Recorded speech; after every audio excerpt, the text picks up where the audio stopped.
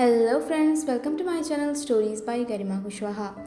दोस्तों, जैसा कि आप जानते हैं, मैं हर रोज़ आपके लिए एक से बढ़कर एक रहस्यमयी कहानियाँ लेकर आती हूँ। तो दोस्तों, हम आज भी आपके लिए कुछ इसी तरह की कहानी लेकर आए हैं। तो चलिए शुरू करते हैं हमारी आज की कहानी, पानी की खोज। राजस्थान के उस गांव में उस साल इस कदर सूखा पड़ा कि क्या बताएं। वैसे भी वहाँ हर साल इसी तरह गर्मी का कहर रहता था। लोगों को पानी लेने के लिए गांव से बहुत दूर कुएं में जाना पड़ता था। गांव के आसपास की ज़मीन ऐसी सूखी थी कि वहाँ पर पानी मिलने के कोई आसार नहीं थे। बस एक ज़मीन का टुकड़ा ही ऐसा था जहाँ पर पानी मिल सकता था। वो थी उस गांव के ज़मींदार राम सिंह की ज़मीन। उसकी ज़मीन पर एक दफ़ा कुछ वैज्ञानिकों ने शोध करके बताया था कि उसकी ज़मीन पर पानी मिलने के पूरे आसार हैं, पर वो अपनी निजी ज़मीन पर किसी को कुआं खोदने नहीं देता था। वो गांव काफ़ी पिछड़ा हुआ था। वहाँ पे महिलाओं की ज़रा भी इज्जत नहीं की जाती थी। उन्हें सिर्फ काम करने की नौकरानी समझा जाता था। यहाँ तक कि गांव में अगर कोई बेटी पैदा हो जाए तो लोग उन्हें जीने नहीं देते थे। एक वक्त ऐसा आया कि उस गांव में लड़कियों की संख्या इतनी कम हो गई कि लोगों को अपनी शादी ब्याह के लिए लड़कियां बाहर से ढूंढ कर लानी पड़ती थी। उसी तरह उस गांव में एक शादी और हुई, सृजन सिंह की शादी। सृजन सिंह काफ़ी हद तक पढ़ा लिखा था और उसकी पत्नी भी बाहर से आई थी और खुले विचारों की थी, पर यहाँ पर आकर तो जैसे वो कैद में बंद हो गई। उसे चेहरे से नीचे तक घूंघट रखना पड़ता था और भारी कपड़े पहनने पड़ते थे। उसे इस तरह की गर्मी की आदत नहीं थी। साथ ही साथ कुएं से पानी भरना पड़ता था। उसे ऐसे कामों की बिल्कुल भी आदत नहीं थी। उसने अपने आसपास रहने वाली औरतों से पूछा, भला हमारे गांव में क्यों नहीं कुआं बन जाता? हमारे गांव में भी तो कहीं ना कहीं ऐसी जगह होगी जहाँ पानी मिल सकता हो। हाँ है, क्यों नहीं, पर वो जमींदार है ना, वो कुआं खोदने नहीं देता। तो फिर सब मिलकर इसके लिए आवाज़ क्यों नहीं उठाते? कोई कुछ कहता क्यों नहीं है? वो क्या कहती? उन्हें तो बचपन से इसी तरह रहना सिखाया गया था। किसी के सामने आवाज़ नहीं निकालना, किसी के सामने बोलना नहीं, किसी से कुछ कहना नहीं, सिर्फ मुंह बंद करके तकलीफ़ें सहते जाना। उस गांव के लोग औरतों को बहुत नीचा समझते थे। उनकी क्या तकलीफ़ें हैं, उनकी क्या परेशानियां हैं, उनसे उनके पतियों को कोई सरोकार नहीं था। उन्हें बस वक्त पर खाना मिलता रहे, वो खुश थे। बाकी उनकी घर की महिलाओं को कितनी समस्याएं होती हैं, वो क्या क्या झेलती हैं, इससे उनका कोई सरोकार नहीं था। गांव की नई बहू का नाम विद्या था। विद्या ने अपने पति सृजन सिंह से पूछा, आप गांव में कुआं बनवाने की पहल क्यों नहीं करवाते? हमारा घर तो काफ़ी संपन्न है इस गांव में, और देखिए ना, बाकी औरतें भी कितनी तकलीफ़ सहती हैं। मुझे ये सब करने की बिल्कुल आदत नहीं है, ना ही इतने गर्म मौसम में रहने की आदत है। अगर आप हमारी थोड़ी मदद करवा देंगे तो बहुत अच्छा होगा। सृजन सिंह ने उस समय कुछ नहीं कहा। उसने कहा, देखो, मैं अकेला कुछ नहीं कर सकता, बाकी गांव के लोग भी तो होने चाहिए मेरे साथ। पर वो बोलने को तैयार ही नहीं होंगे। विद्या समझ गई थी कि कुछ ना कुछ तो करना ही पड़ेगा। वो गांव पिछड़ा होने के साथ साथ बहुत सारे अंधविश्वासी लोगों से भरा पड़ा था। आए दिन वहां पर किसी न किसी औरत को माता आती रहती थी, दौरे पड़ते रहते थे। लोग इसके पीछे के मनोवैज्ञानिक कारण को देखने के बजाय इसे काली शक्तियों का प्रकोप समझ लेते थे। फिर टोने टोटके करके किसी तरह उनकी हालत को सुधारा जाता था। ये अक्सर होता रहता था। एक दिन सृजन सिंह की बहू विद्या अपनी और सहेलियों के साथ कुएं पर पानी भरने जा रही थी। तभी उसकी एक साथ की महिला, जिसका नाम सीतामढ़ी था, उसे अचानक से दौरा पड़ गया। उसने अपना मटका वहीं फेंक दिया और ज़मीन पर बैठकर कांपने लगी। उसकी आंखें पलट गई थी और वो अजीब हरकतें कर रही थी। उसके गले से अजीब तरह की आवाज़ें निकल रही थी। बाकी औरतों ने उसे देखते ही चिल्लाना शुरू कर दिया, अरे देख सीतामढ़ी को, माता आ गई, माता आ गई से, जल्दी जल्दी कोई तांत्रिक बाबा को बुलाओ। फिर क्या था, आनंद फानंद में वहाँ काफ़ी सारे लोग इकट्ठे हो गए और फिर शुरू हुआ झाड़ फूक का लंबा सिलसिला। ये सब खत्म होने के बाद विद्या ने अपनी सबसे प्रिय सहेली से पूछा, क्यों, क्या हो गया था सीतामढ़ी को? अरे तुम्हें नहीं पता? तुम्हें कैसे पता होगा, तुम तो पता नहीं कौन गांव से आई हो। जानती हो यहाँ पे तो अक्सर ऐसा होता ही रहता है, कई बार औरतों को माताएं आती ही रहती हैं। माता आती है? हाँ, माता भी नहीं जानती? नहीं नहीं, वो तो मुझे पता है, पर अक्सर ऐसा होता है, ऐसा क्यों? वो तो उसके पीछे तो एक बहुत बड़ी कहानी है। कहानी? कैसी कहानी? मैं तुम्हें फिर कभी बाद में सुनाऊंगी। ठीक है। माता के पीछे की कहानी जानने को विद्या की उत्सुकता बढ़ी जा रही थी। एक रोज वक्त मिलने पर विद्या ने अपनी सहेली से पूछ ही लिया, बताना क्या कहानी है गांव की माता की? अच्छा, तो मैं तुझे बताती हूँ। बहुत साल पहले, आज से बहुत साल पहले, कम से कम 70-80 साल पहले, यहाँ पर कोई शहरी बाबू आया था। वो यहाँ के लोगों को जानता नहीं था। गांव से पढ़ लिख कर आया था और हमारी मान्यताएं बिल्कुल नहीं मानता था। वो जब यहाँ पर आया तो उसे जोरों की प्यास लगी। उस साल भी ऐसा ही भयंकर अकाल पड़ा था और पता है, वो सबसे पानी मांगता रहा। पर तुम जानती ही हो, हम औरतें हैं, हमें किसी और मर्द से बात करने की इजाज़त नहीं है। हम भला उन्हें पानी कैसे दे देती? उस वक्त भी ऐसा ही हुआ। उस विदेशी को किसी ने पानी नहीं दिया। उसने सबसे पानी मांगा। वो बहुत प्यासा था। हमें तो लगता है कि वो हमारे जैसी जगह पर रहने का आदी ही नहीं था। सब लोग कहते हैं कि उसका चेहरा एकदम सुर्ख लाल हो गया था, टमाटर की तरह। फिर क्या, वो सबसे पानी मांगता रहा, पर किसी ने उसको पानी दिया ही नहीं। सब औरतें उससे बात करने से डर जो रही थी। फिर क्या हुआ? फिर क्या, वो कुएं तक पहुंचता, उससे पहले ही वो गर्मी से बेहोश हो गया। अब फिर कहते हैं अगले दिन वो मर गया। हाँ, पर इससे उस माता का क्या लेना देना? अरे, सब कहते हैं उस मरे हुए आदमी की आत्मा ही औरतों में घुसकर कभी कभी इस तरह प्रकोप दिखाती है। वो सबसे अपना बदला वसूलती है, क्योंकि यहाँ की औरतों ने उसे पानी नहीं दिया था ना। ये कहानी सुनने के बाद विद्या के दिमाग में एक नई योजना बनने लगी और उसने अपनी योजना अपनी सहेली को सुनाई। और उसकी सहेली सुनते ही बोली, ना बाबा ना, तू पागल है।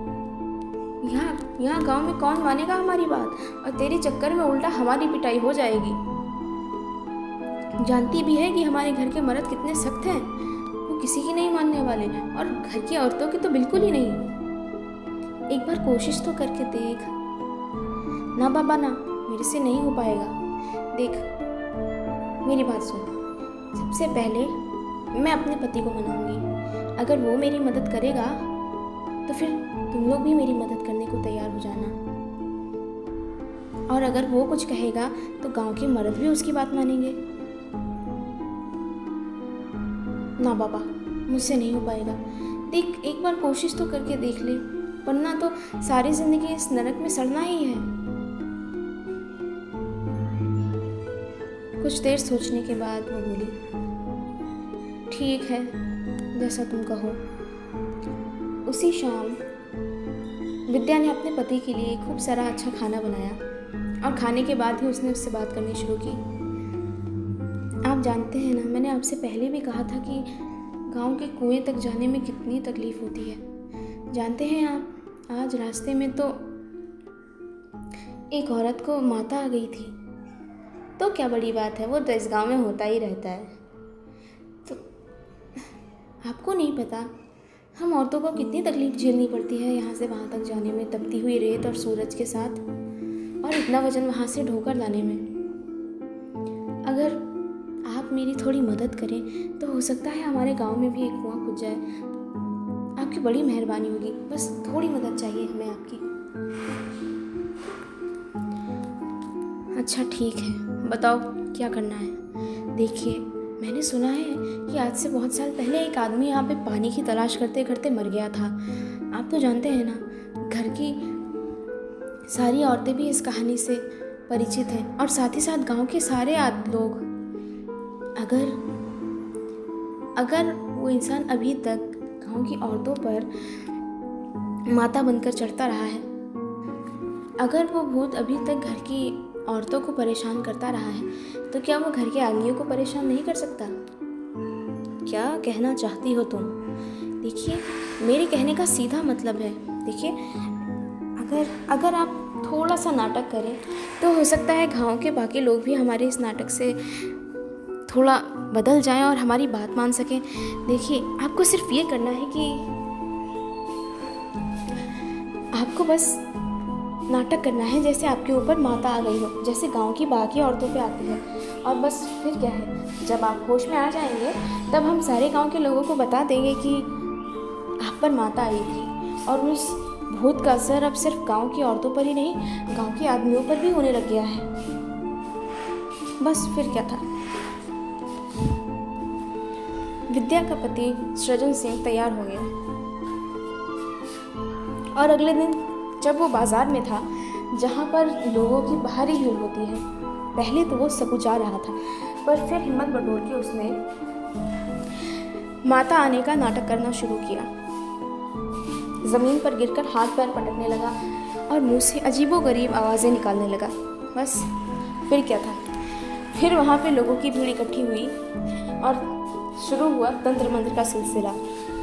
थोड़ी देर बाद ही सृजन सिंह ने अपनी नाटक बंद कर दी, और जब गांव के लोगों ने उससे पूछा, अरे भैया तुम्हें क्या हो गया था?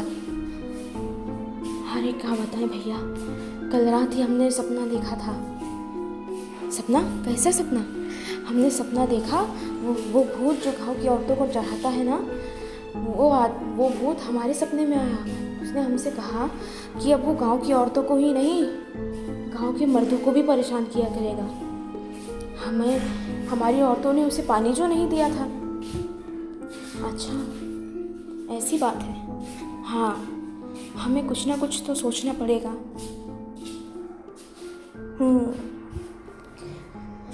उस रोज़ बाज़ार में इस बात की काफ़ी चर्चा हुई। अब अफवाहें तो आग की तरह फैलती ही हैं, सो ये बात भी गांव में आग की तरह फैल गई कि गांव का भूत अब सिर्फ महिलाओं को ही नहीं, गांव के आदमियों को भी डराया करेगा। बस फिर क्या था, ये बात फैलने की देरी थी। ये बात फैलते ही लोगों के कान खड़े हो गए। अब उन्होंने इस बात पर विचार करना शुरू किया कि आखिर इस समस्या से निजात कैसे पाई जाएगी। फिर क्या था,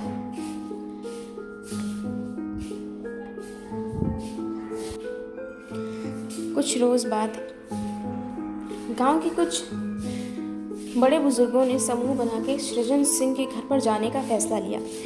उसके घर पर जाने के बाद सबने उससे बातचीत शुरू की। क्यों रे जनवा, उस दिन तुम्हारे पास सपने में जब भूत आया था, हमें बताओ, क्या उसने कोई तरीका बताया था कि गांव के आदमियों पे ये मुसीबत ना आए?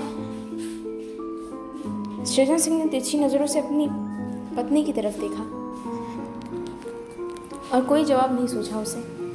तो उसने तुरंत कहा, नहीं, उस रोज़ उसने कुछ नहीं कहा, पर उसने कहा था कि वो हमें इसी तरह सताता रहेगा। अच्छा। फिर कुछ देर इधर उधर की बातें करने के बाद वो सभी लोग उसके घर से चले गए, और फिर 2-3 दिन बाद सृजन सिंह ने दोबारा माता आने का नाटक करना शुरू किया। इस बार गांव की चौपाल में, जहां गांव के अधिकतर आदमी इकट्ठे बैठे रहते हैं और आपस में बातें करते रहते हैं। उसने माता आने का नाटक एक बार फिर से किया और इस बार माता आने के बाद उसने कुछ मतलब की बातें करनी शुरू की। मैं इस गांव के सब लोगों को मार डालूंगा। इस गांव की औरतें ही अब सिर्फ परेशान नहीं हुआ करेंगी, इस गांव के मर्द भी परेशान होंगे। अब तुम लोगों को भी माता आया करेगी। सब लोगों ने उसके आगे झुककर हाथ जोड़ दिए और उससे पूछा, हमें माफ़ कर दो, हमसे अगर भूल हुई है तो हमें माफ़ कर दो। नहीं माफ़ करूँगी मैं तुझे। अगर कोई उपाय हो जो हम आपके लिए कर सके तो हमें बताइए, हम आपकी मदद करेंगे, पर हमें इस तरह से दंड ना दीजिए।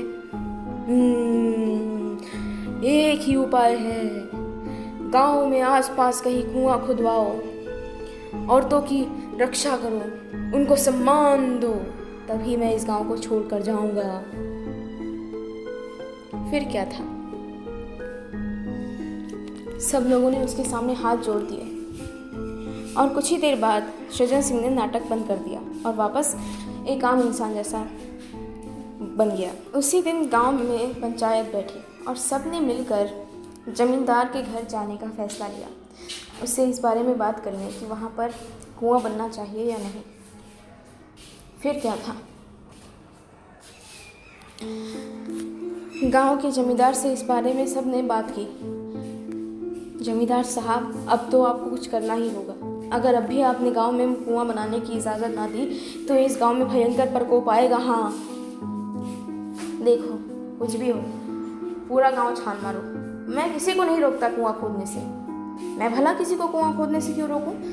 पर तुम मेरी ज़मीन पर कुआं नहीं खोद सकते, वो हमारी संपत्ति है। मैं नहीं चाहता कि उस पर हर जाति का इंसान ऐसे ही फिरे। मैं नहीं चाहता उस पर कोई भी ऐसे ही आए।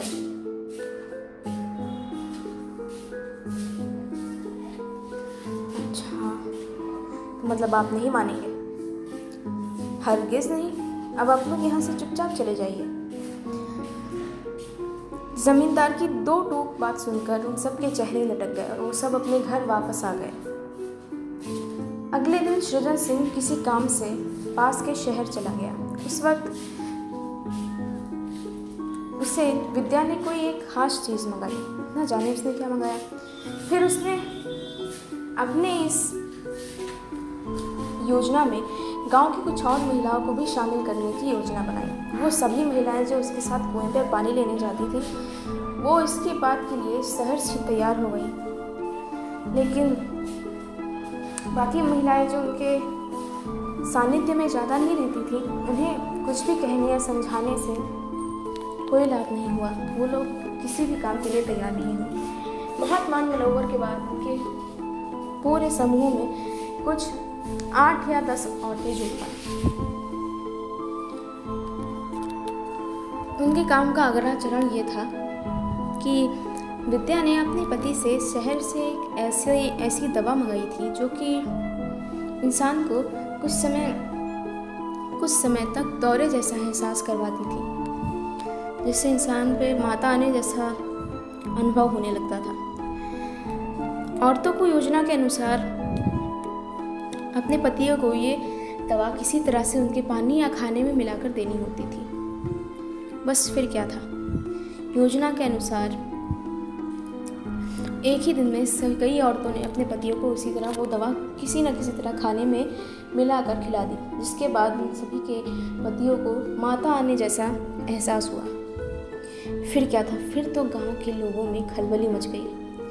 सब लोग बुरी तरह घबरा गए कि आखिर अचानक से गांव के इतने लोगों पर माता कैसे आ सकती है। एक बार फिर वो सभी जमींदार के घर उसका दरवाज़ा खटखटाने गए, पर जमींदार इस बार भी टस से मस नहीं हुआ। इस बार विद्या ने सोच लिया, अगर घी सीधी उंगली से नहीं निकलेगा तो उंगली टेढ़ी करनी पड़ेगी। विद्या ने अपने पति से कहा, देखिए, अब ये आखिरी कोशिश है जो हम करने जा रहे हैं।